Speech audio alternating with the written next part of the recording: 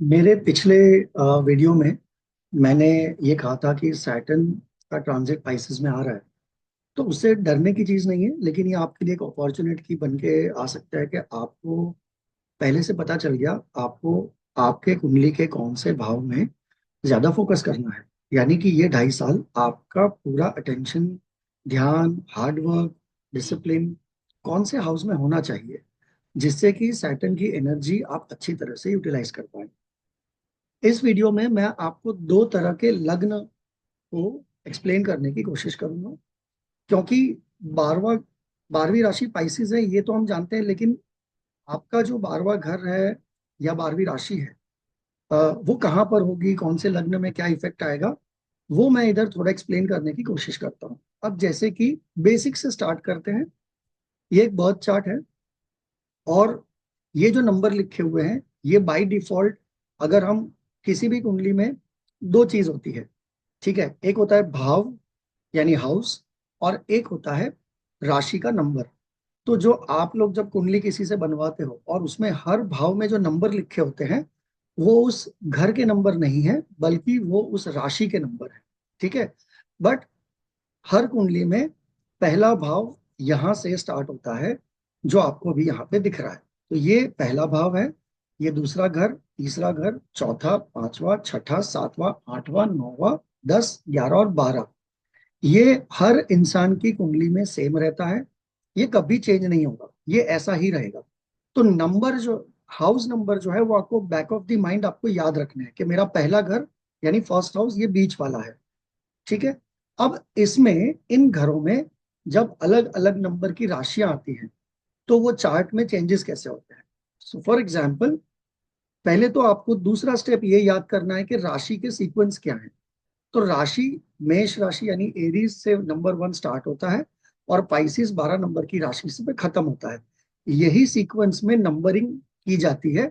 इन्हीं राशियों को इन्हीं सीक्वेंस में आपकी कुंडली में बिठाया जाता है, ठीक है।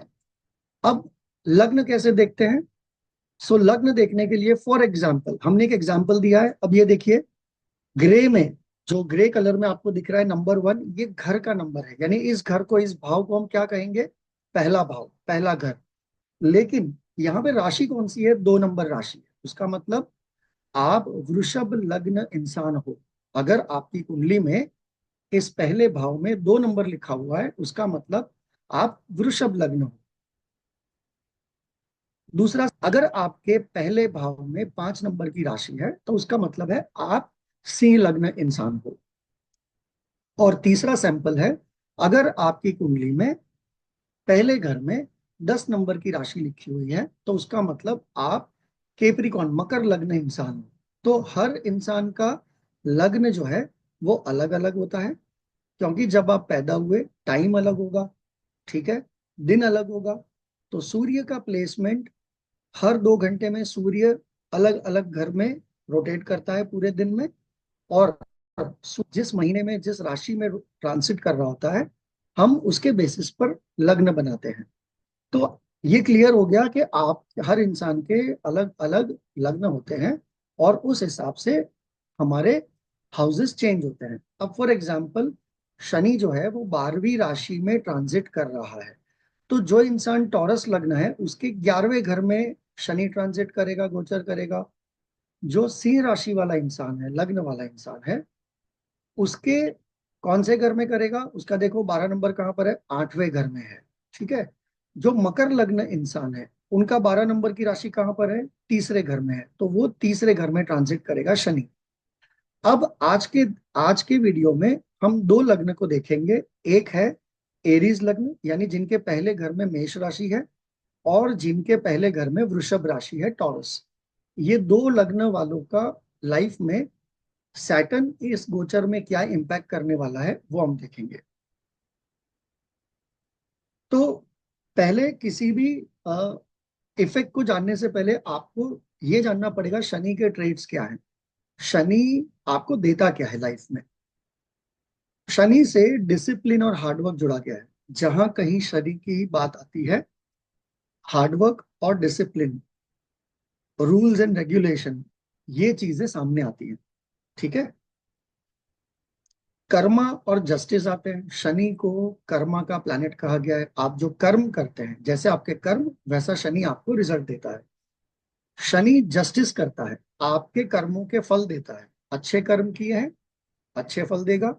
बुरे कर्म किए हैं, बुरे फल देगा। शनि स्लो प्लैनेट है, धीरे धीरे चलता है। 12 राशियों का पूरा चक्कर लगाने में उसको 30 साल लगते हैं। ठीक है, इसलिए शनि जब आपकी लाइफ में एक्टिव होता है, या जिन घरों को वो एक्टिवेट करता है, उन घरों के मैटर्स में आपको डिले या पेशेंस रखना पड़ेगा। आपको धैर्य रखना पड़ेगा और ये समझना पड़ेगा कि मुझे अगर इस घर से कुछ चाहिए तो वो आराम से मिलेगा, शांति से मिलेगा, हार्डवर्क करने से मिलेगा, तुरंत नहीं मिल जाएगा। शनि दायरे बनाता है, बाउंड्रीज बनाता है, रिस्ट्रिक्शन लेकर आता है आपकी लाइफ में। शनि है ना, कंजर्वेटिव प्लैनेट है। वो अपने आप को एक बाउंड्री में क्रिएट करके रखता है। तो शनि जिन घरों को एक्टिवेट करता है, उन घरों को वो रिस्ट्रिक्ट, उन घरों के मैटर्स को वो रिस्ट्रिक्ट करेगा, बाउंड्रीज बनाएगा, लिमिटेशन लेकर आएगा। शनि एक मैच्योर्ड प्लैनेट है, तो आपके अंदर मैच्योरिटी आती है।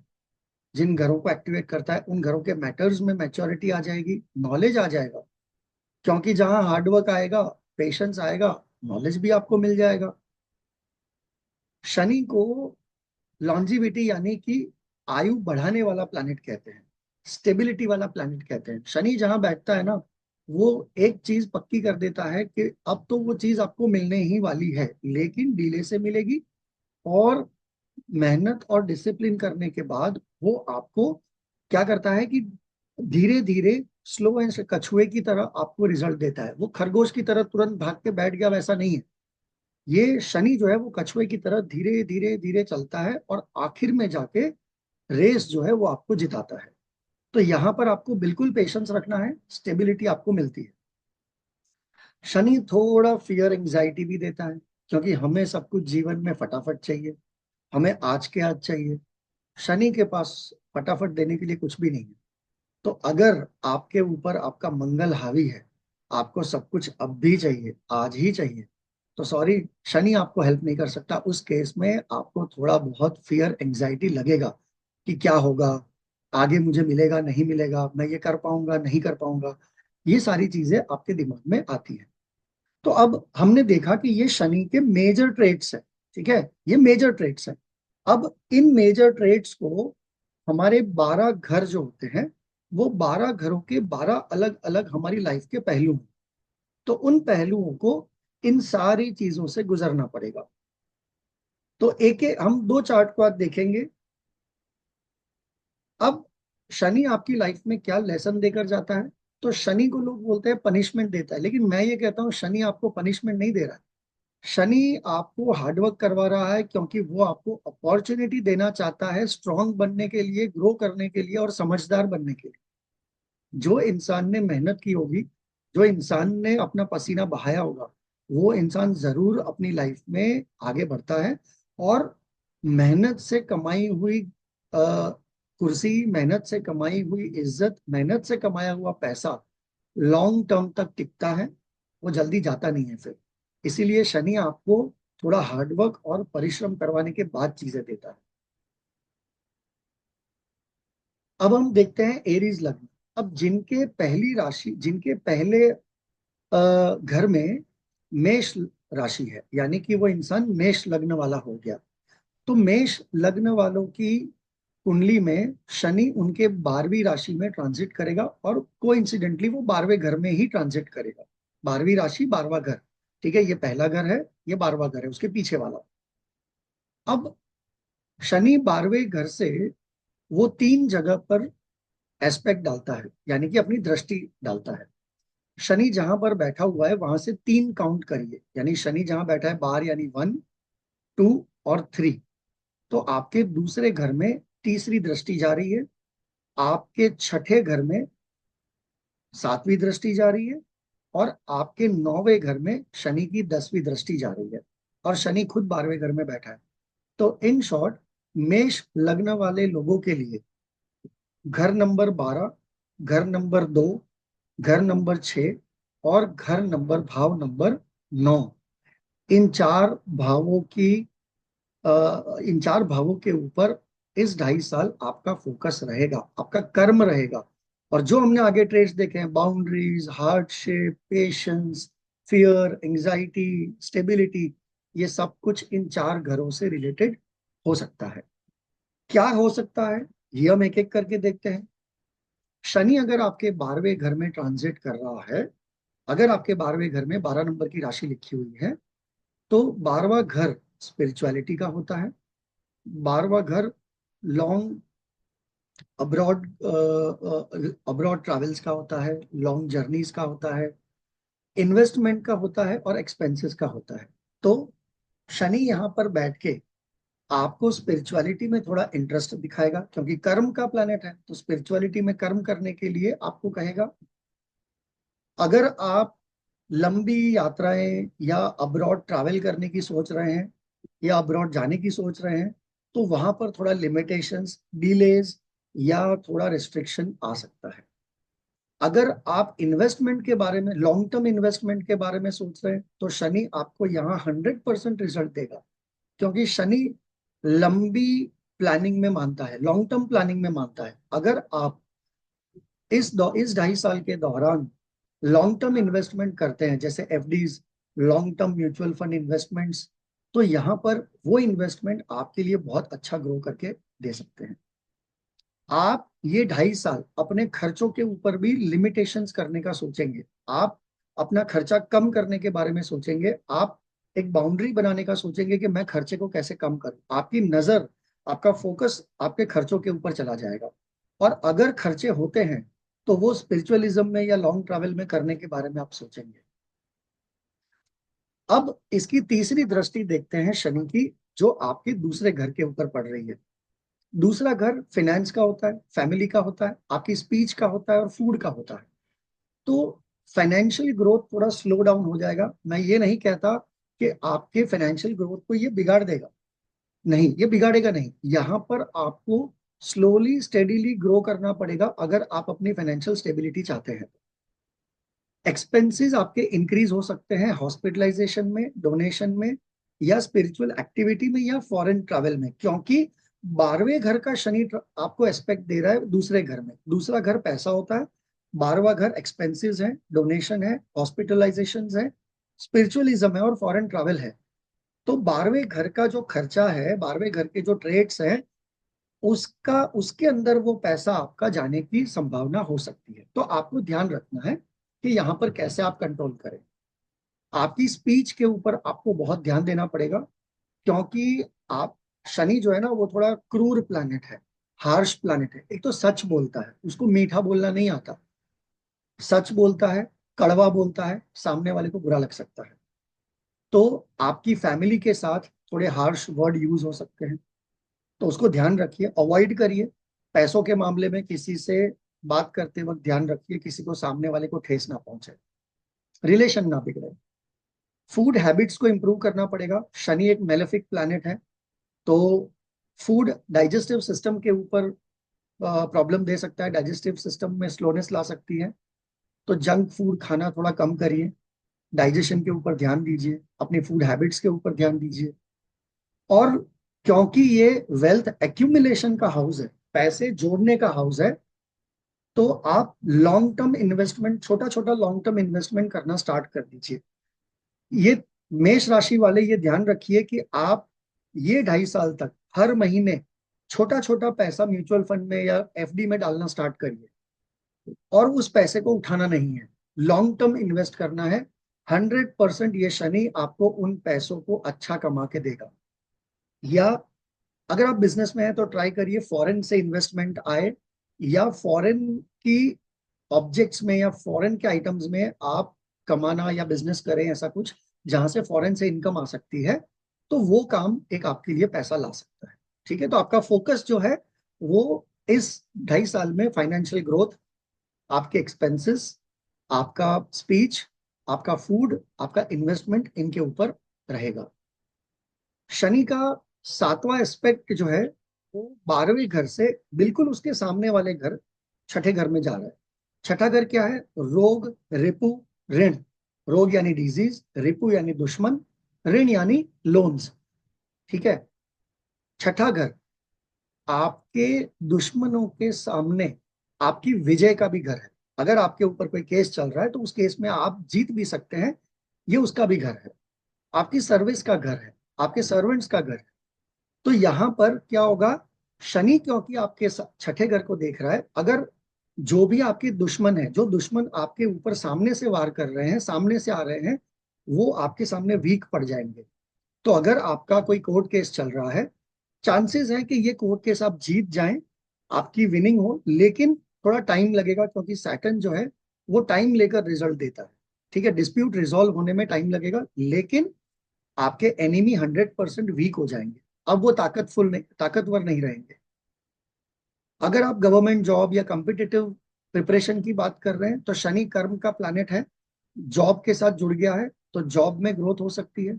गवर्नमेंट जॉब या कॉम्पिटिटिव प्रिपरेशन में आपको फायदा हो सकता है। छठा घर लोन का भी है।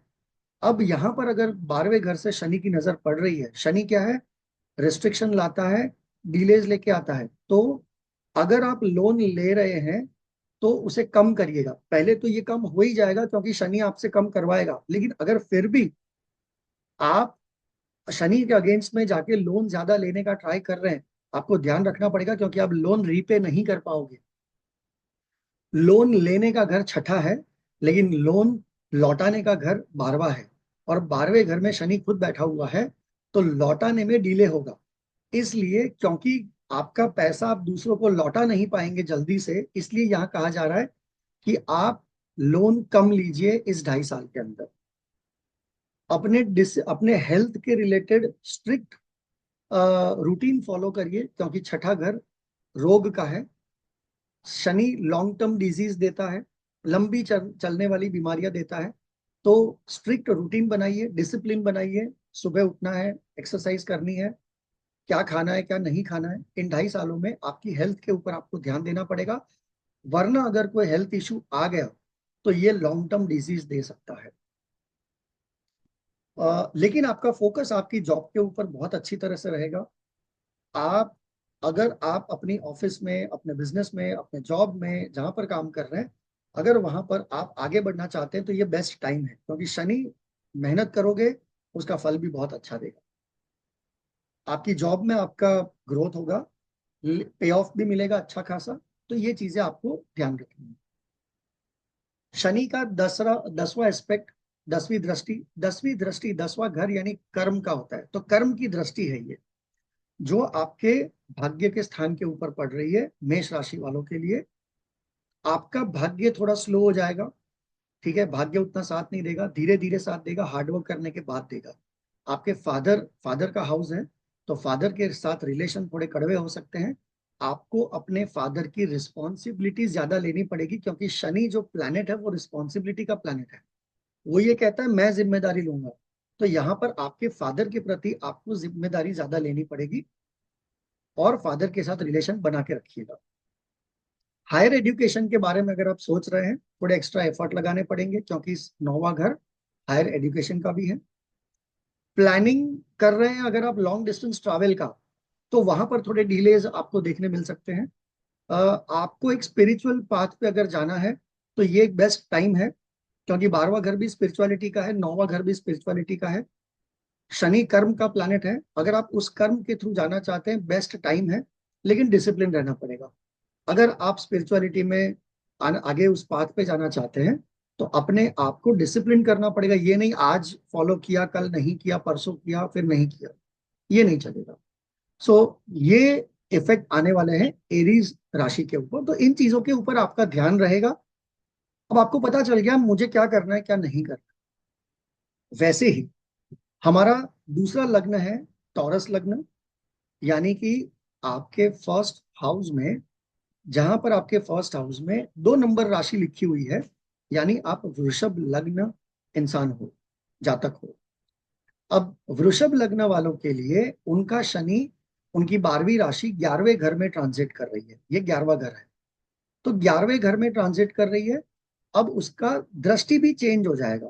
ठीक है, तीसरा दृष्टि पहले घर में आएगा, 7वां दृष्टि 5वें घर में आएगा, और 10वां दृष्टि 8वें घर में आएगा, क्योंकि ये पहला घर है, ये 5वां है और ये 8वां घर है।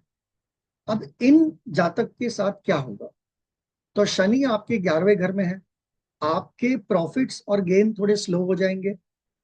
आपके गोल अचीव जो आप करना चाहते हो उसके ऊपर आपको बहुत मेहनत करनी पड़ेगी, लेकिन आपका फोकस भी ये 2.5 साल, अगर आपने कुछ ठान के रखा हुआ है, अगर उसमें आप मेहनत करते हो तो आपका फोकस पूरा उस पर रहना चाहिए और उसको आप अचीव भी करोगे। फ्रेंड्स के साथ आप थोड़े कंजर्वेटिव बन जाओगे, थोड़ा रिश्ता थोड़ा कंजर्वेशन में आ जाएगा। आपके एल्डर ब्रदर सिस्टर हैं, उनके प्रति आपके कंजर्वेटिव रिलेशन होंगे थोड़े, या आपकी जिम्मेदारियां उनके लिए बढ़ जाएंगी, या फिर आपकी जिम्मेदारियां जो हैं वो आपके फ्रेंड्स के प्रति, आपके बड़े भाई बहन के प्रति थोड़ी बढ़ जाएंगी। चैरिटी थोड़ी नजर आपकी जाएगी, थोड़े दान करने, क्योंकि ये 11वां घर चैरिटी का है, तो चैरिटी के ऊपर आपका थोड़ा ध्यान केंद्रित होगा। अब 11वें घर से तीसरी दृष्टि पहले घर में जा रही है, और हमारी कुंडली में हमारा पहला जो घर होता है वो हम खुद हैं, हमारा नेचर, हमारी बॉडी, हमारा पर्सनालिटी, ये होता है पहला घर। हमारी हेल्थ पहला घर है, हमारा आत्मविश्वास। तो सैटर्न 11वें घर से पहले घर में जब नजर डालेगा तो आपको थोड़ा मैच्योरिटी लानी पड़ेगी, आपको अपनी लाइफ में थोड़ा मैच्योर होना पड़ेगा। आपके अंदर वो सीरियसनेस आनी चाहिए, अगर नहीं है तो आनी चाहिए, आपका फोकस अपने आप के ऊपर आना चाहिए। आप थोड़ा रिजर्व्ड काइंड ऑफ पर्सन बनना स्टार्ट करेंगे, कि थोड़ा अलग रहना, अपने आप के लिए कुछ करने का टाइम है ये। यहाँ पर आपकी जिंदगी में रिस्पॉन्सिबिलिटीज थोड़ी बढ़ जाएंगी। अ, आप थोड़े गोल ओरिएंटेड बन जाओगे, क्योंकि गोल अचीव करने का हाउस है 11th। 11th हाउस से फर्स्ट हाउस में एस्पेक्ट आ रहा है। तो किसी भी गोल, अगर आपकी जिंदगी में आपने कुछ गोल बनाया है कि मुझे इस मुकाम तक पहुंचना है, तो इस 2.5 साल आपका पूरा फोकस उस गोल पर रहेगा। इसीलिए आप दूसरों को ज्यादा टाइम नहीं दे पाओगे, आप अपने आप को टाइम ज्यादा दोगे। आप आपका जो प्रोग्रेस है लाइफ में वो थोड़ा स्लो हो जाएगा, क्योंकि सेल्फ का प्रोग्रेस होता है। सेल्फ का प्रोग्रेस थोड़ा स्लो हो जाएगा, स्टेडी हो जाएगा। हार्डवर्क करना पड़ेगा, डिसिप्लिन में रहना पड़ेगा इस टाइम के दौरान, तो आप अपने गोल्स को अचीव कर पाओगे। शनि 11वें घर से आपके 5वें घर को दृष्टि डालेगा, 7वीं दृष्टि डालेगा। 7वीं दृष्टि रिलेशनशिप की होती है। तो यहाँ पर आपके, अगर आप नौजवान हैं, अगर आप अपना लव ढूंढ रहे हैं, आप अपना प्यार ढूंढ रहे हैं, अपना पार्टनर ढूंढ रहे हैं, तो पार्टनर ढूंढने में, लव ढूंढने में थोड़ी आपको परेशानी हो सकती है, थोड़े लिमिटेशंस आ सकते हैं, चैलेंजेस हो सकते हैं। और 5वां घर आपके लव अफेयर का भी है, तो आपकी जो लव रिलेशनशिप में आपके अफेयर्स हैं, ये टाइम है ना, ये टेस्टिंग पीरियड है। शनि हर किसी का टेस्टिंग करता है। शनि हर किसी के रिलेशनशिप का, हर किसी के मनोबल का टेस्ट करता है। यहाँ पर जो कपल्स हैं, जो अभी शादी नहीं हुई है और रिलेशनशिप में है, उनके रिलेशनशिप का टेस्टिंग शनि करेगा। जो प्यार सच्चा है, जो प्यार लॉन्ग टर्म बॉन्डिंग वाला है, वो टिकेगा। चाहे मुश्किलें आएगी लेकिन वो टिकेगा। और जो झूठे मूठे प्यार है वो शनि तोड़ देगा। ठीक है, और उसके बाद जो प्यार मिलेगा, क्योंकि शनि आपको सिखाएगा कि सच्चा प्यार क्या होता है। तो ये टेस्टिंग फेज है। ओके, ये सरवाइव करना, आपको सरवाइव करना है इसको। तो ये एक इंडिकेशन है कि जो पार्टनर आप अभी लेके चल रहे हो, उसके लिए प्लानिंग कर रहे हो शादी करने का, तो इस दौरान थोड़े बहुत डिस्प्यूट्स होंगे। शनि सच बुलवाएगा, टेस्टिंग करेगा, और आपको यह आत्मबोध देगा कि वो पार्टनर आपके लिए सही है कि नहीं है। कुछ नया करना, 5वां घर नया क्रिएटिविटी का है, अपनी हॉबीज को फॉलो करने का है। तो यहाँ पर अ, अगर आप कुछ नया करने की सोच रहे हैं तो उसमें थोड़ी बहुत डिफिकल्टीज आ सकती है, लेकिन चिंता करने की जरूरत नहीं है, मेहनत करिए, स्क्रैच से शुरू करिए, वो कर सकते हैं आप। ठीक है, लेकिन स्ट्रगल करना पड़ेगा। अगर आप चाइल्ड बर्थ के बारे में सोच रहे हैं तो यहाँ पर शनि थोड़ा बहुत आपको डिले दे सकता है।